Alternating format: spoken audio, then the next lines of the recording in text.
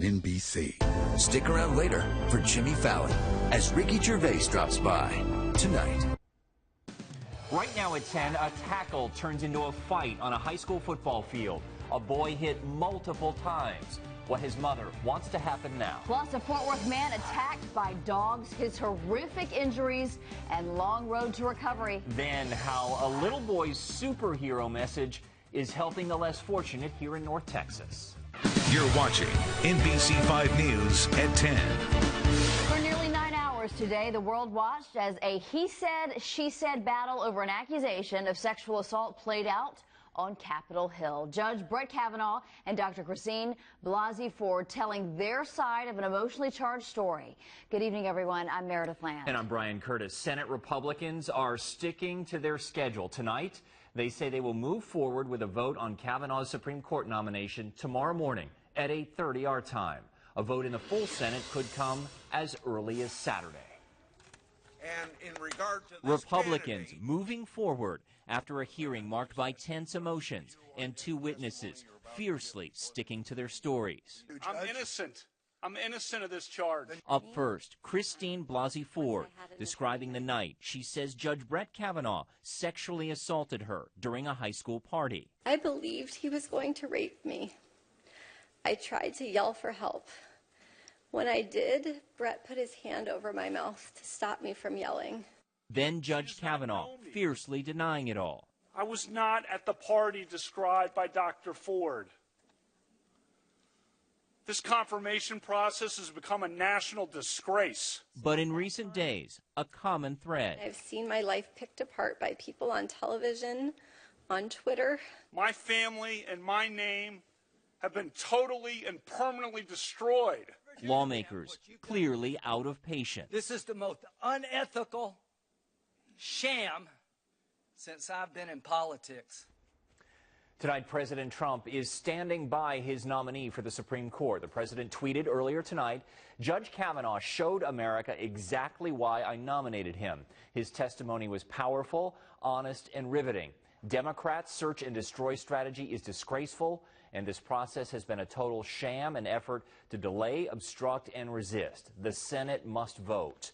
You can watch the opening statements from both Judge Kavanaugh and Dr. Ford, along with the questioning from today's hearing, on NBCDFW.com. We are following some breaking news out of Carrollton, a shooting outside a junior varsity football game. Investigators say two adult men got into an argument outside of Hebron High School. Then one of the men pulled out a gun and shot the other. Paramedics rushed that man who was shot to a nearby hospital. His condition right now is not known. The gunman was arrested. Police say no students were involved in this incident and no one else was hurt. Tonight, a North Texas mother is calling for tougher discipline after she says this tackle on the football field went way too far, leaving her son with a head injury. Tonight, we are learning more about the investigation into the incident and what this mother wants done. She spoke with Allie Spilliards, who is live in the newsroom with more. Allie? Meredith, Jennifer Gower tells me what happened on the field that night goes beyond a game of football, and she is speaking up to make sure what she saw as violence on the field doesn't become the new standard. This was Jennifer Gower's view from the stands as she screamed for refs to pull another player off her son after what she believes was much more than a tackle. No, it was awful. Jagger, a quarterback for Burleson's freshman team, hasn't played since that September 13th home game against Waco University High as he recovers from a concussion. He was like, that's just not right. He's like, I don't get to play, but this kid gets to play. You know, he's back out there on the field playing. According to Gower, the player who tackled Jagger was seen playing just 1 week later. The UIL is investigating, but says Waco did meet the minimum automatic penalty, ejecting the player and forcing him to miss the first half of the next game. But for Gower, it's not enough. But because he's wearing a football uniform and on a football field, we want to be like, oh, it's football, oh, man up. No, it's unacceptable behavior, and we need to acknowledge it so it doesn't happen again. Stricter penalties were options for the school, the district, and possibly even the UIL. But until any are announced, Gower plans to keep fighting for her son, hoping it will inspire others to do the same. I don't want this to happen to any other kid or parent or family. I also want parents that are out there and your kids are in sports or whatever it is your kid's involved in, if there's something that you know is wrong, don't be scared to stand up and say something about it. Now, according to the UIL, a state executive committee meeting for this case is not currently scheduled, but that could change as they gather more information about what happened that night. Meredith. All right, Allie, thank you. And Waco ISD sent us a statement saying, in part, we do not condone the behavior depicted in the videos posted on Facebook. In this situation, the player faced consequences mandated by UIL and additional consequences imposed by the district. A child protective services worker is behind bars, charged with seeking sex with a minor. Adrian Anthony Martinez was taken into custody on Tuesday during an operation in Tarrant County. CPS confirms Martinez has been a caseworker since 2016. A spokesperson says the agency is cooperating fully with investigators. We'll be back. That is the message from the man shot by a former Mesquite police officer. Today, that former officer walked out of the courthouse a free man after a judge declared a mistrial. Meredith Yeomans has reaction and what happens next.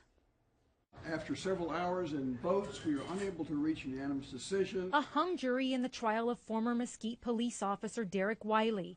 He was accused of shooting Lindo Jones twice in the back as he tried running away. Get on the ground. Wiley said he thought Jones was a burglar when he confronted him in a pickup truck, gun drawn, in November. It turned out the truck belonged to Jones. After a brief struggle on the ground, Wiley pulled the trigger, testifying he thought Jones may have had a gun. It was in a split second, and I told myself, Eric, do not die out here. And it was that instant moment of fear. I thought I might die out there. The defense argued the video shows Wiley clearly used excessive force, but the jury deadlocked with 8 votes in favor of a not guilty verdict and 4 for guilty, according to the defense. Well, he gets to go home today. So he's not facing prison today, and so that is some relief. Jones said few words after court recessed. We're going to be big.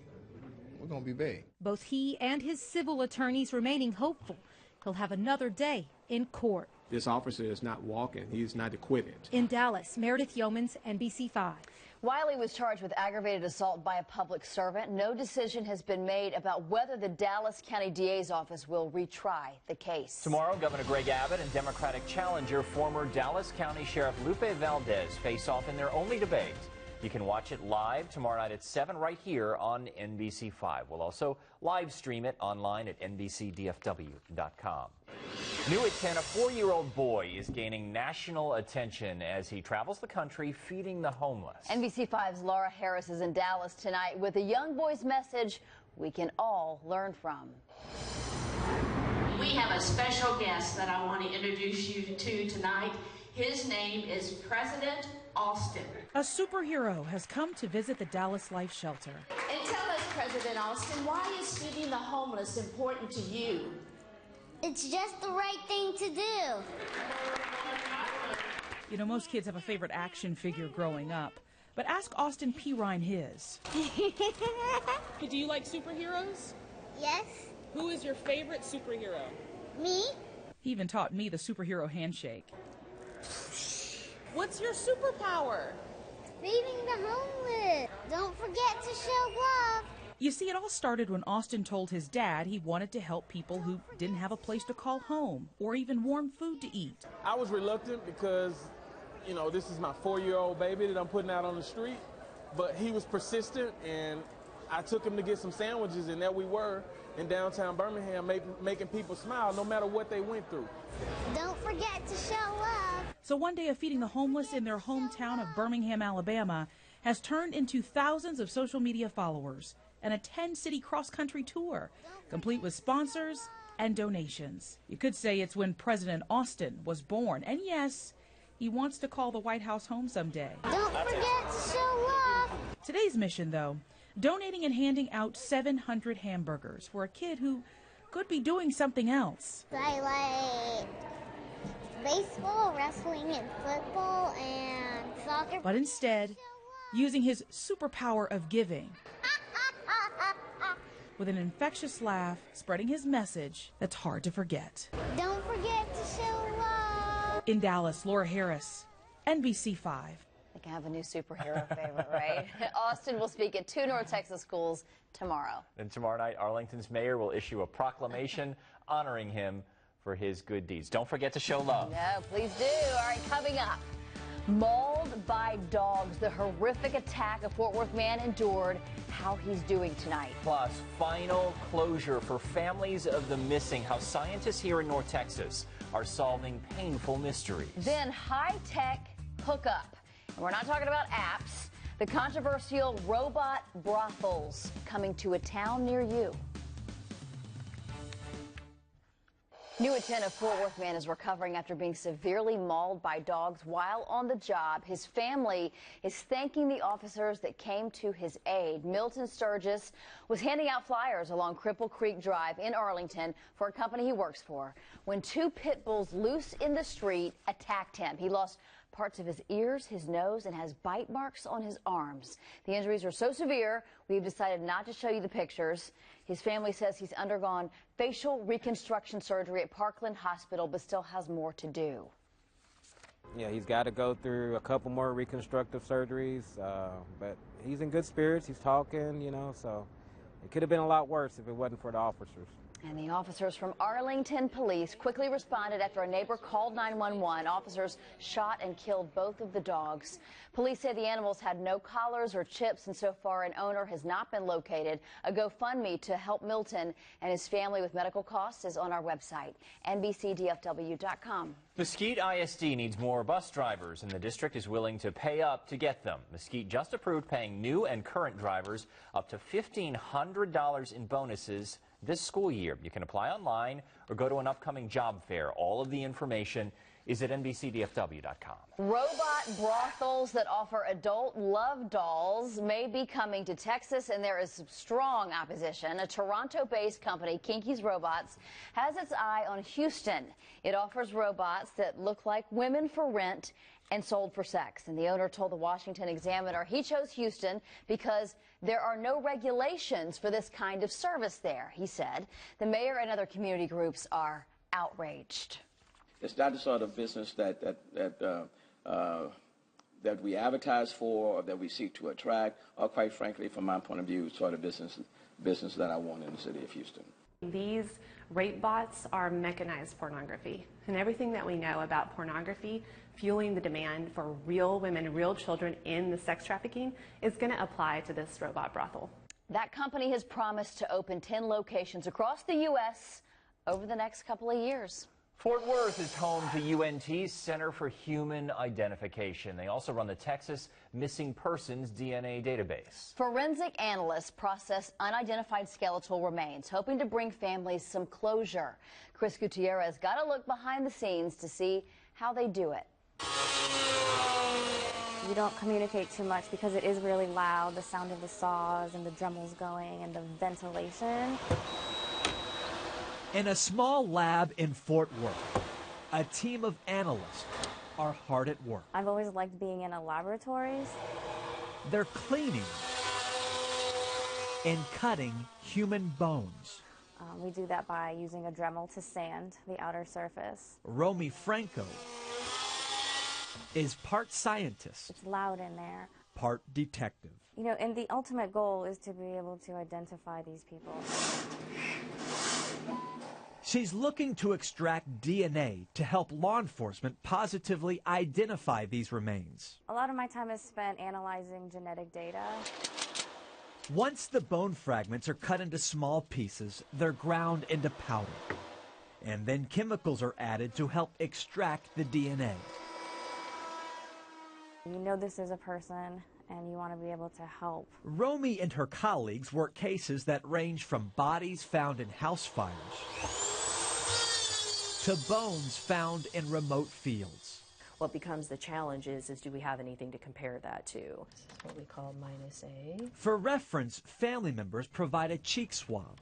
All of these peaks represent allele, if you will, that is inherited either from the mother or their father. Then the two profiles are compared to make a positive ID. In many cases, authorities already have an idea of who the bones may belong to based on their investigation. Other times they have no idea who that person is. like with bones recovered along the Texas-Mexico border. Identifying illegal immigrants who died trying to enter Texas can be like finding a needle in a haystack. You know, we can have all the DNA profiles that we want from all these skeletal remains and still not make identifications if those family members don't come forward. It often requires the help of a consulate's office to reach out to families in other countries. If there's no one coming forward to say that they have a missing loved one, no one willing to donate their sample, then things stall. It's the toughest part of their job. These are children, these are people's moms and grandparents that have been missing, so I try not to let that affect what it is that I'm doing in the lab. Because the goal remains the same, doing what they can to find closure. Chris Gutierrez, NBC5. Interesting. State Fair of Texas kicks off tomorrow as a live look now from Fair Park in Dallas. NBC5 is taking you inside early tomorrow morning, your first look at all the fun on NBC5 today, starting at 4:30 a.m. And by the way, you can vote for your favorite State Fair food at NBC. Look how good Big Tex looks. I know. Nice and looking belt buckle. Texas Star. All right, David, it's going to be good fair weather for the opener. You know, we talked about this poll on the favorite State Fair food. They ought to pick the second favorite, because you know what's the favorite, what, right? The corny dog? The corny dog, right? Yeah. Always. For sure. Well, maybe the funnel cake second? I don't know. I'm a corny dog. I'm a corny dog I said girl. for second. A second. Let's take a look out there this evening. Again, another view of the State Fair. Well, not yet. Tomorrow morning it's the State Fair. Right now it's just Fair Park. And Big Texas, they're ready to welcome everyone in. It's been a gorgeous Thursday, and I think Friday is going to be every bit as nice, just maybe a little bit warmer. We're at 68 degrees right now. Dew point down at 61, so it'll cool off nicely again overnight. Today our high was 78. The low this morning was 60. And parts of the area actually dipped into the upper 40s out to the northwest, so a cool morning and certainly below normal for this time of year. Rainfall, though, has been way above normal, over 12 inches here in the month of September. That's 10 inches above average, the wettest September we've ever seen, and that has translated not only into good news for the wildflowers in the spring, but also we've gotten rid of virtually all the drought. This is the update today on the drought monitor. Still a little moderate drought down from Hillsborough to Whitney, and then a little area of severe drought near Waco, but otherwise it's virtually been eliminated across North Texas. Temperatures today, again, 79 at DFW. We saw 81 in Dallas, but most of the area was in the 70s. We still have clouds lingering in East Texas. They never saw the sun as we did, but those clouds will gradually thin out as well. High pressure right overhead, so that means winds very light at this point, but that high is going to start drifting eastward. As it does so, we get more of a southeasterly flow. That's going to gradually increase the humidity as we head through the weekend. So a cool morning, a sunny, warm afternoon. Saturday, a few more clouds, maybe a couple of scattered showers, but I think most everything stays off to the south. On Sunday, same story, maybe some scattered showers. I'll put at least a 20% chance in for Sunday and Monday, and then I think Tuesday, Wednesday, Thursday looks pretty much just partly cloudy, warm and dry. But towards the end of the week, storms start building again as another front drops down, and that may be here just in time for another wet Friday night football. So we'll enjoy tomorrow's. Looks like a good night for football. Tonight, clear, cool, down to about 62 at daybreak. We'll be 76 at noon, 83 the high tomorrow. And like I said, a pretty evening for high school football as well as the opening of the great State Fair of Texas. Then 83 on Friday afternoon, 84 Saturday, mid-80s, maybe even some upper 80s by the middle part of next week. Low rain chances Sunday and Monday. A lot better chance for rain a week from Friday. We'll take that. Thank you, David. Sure was a beautiful day in the neighborhood. Sony released this first look at Tom Hanks as the legendary Mr. Rogers. Red sweater, khaki pants, navy tie. He nailed it. The actor is shooting a movie that comes out in October 2019. It's what we need right now. Yeah, no kidding. In our country. Sports Director Newey Scruggs is here. All right, Dak Prescott gives us a key to this offense getting going Sunday against the Lions and the Cowboys. Took him in the first round. Van Der Esch to show what he can do. I'll explain next. Welcome back, friends. Big Game Friday is headed to Keller for a battle of unbeatens. The 3-0 Indians host the undefeated South Lake Carroll Dragons. Pat Doney will be live in all the shows Friday night. And finally, Cowboys defensive lineman DeMarcus Lawrence fined in Week 1 for a roughing call against Cam Newton, and Tyron Crawford expected to have his wallet lightened after this hit on Russell Wilson of Seattle last week. The passer rules become a joke with twice as many calls as last season at this point in time. The NFL reaffirmed the rule today, saying no changes will be made this season, which could be one way for the Cowboys offense to get some first downs. Yeah, I need to sit in the pocket and let him hit me more. Simple as that. Cowboys Lions Sunday. I've got my prediction up at the Blue Star blog, so head on over there and check it out. No spoiler alert here? No. Okay. Gotta go watch it. Go to the web. We'll be right back. Hey guys, Shawn Mendes is here to talk and perform. Shawn Mendes! Plus we have Ricky Gervais. It's a great show. Do not change the channel. New at 10, watch here as a soldier surprises his family after returning home from deployment. Yeah, this one happened at Smith Elementary in the Collin County town of Princeton.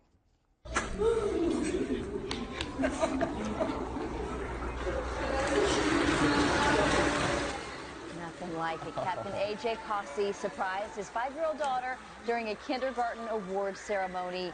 He had just returned from Afghanistan, and the district says Nora would watch videos like this on YouTube, dreaming of the day her dad would be the one coming home. Oh my gosh, what a scene. It never gets old, does it? That's awesome. Thank you for joining us. Everyone, The Tonight Show's up next. We will see you again tomorrow. Good night.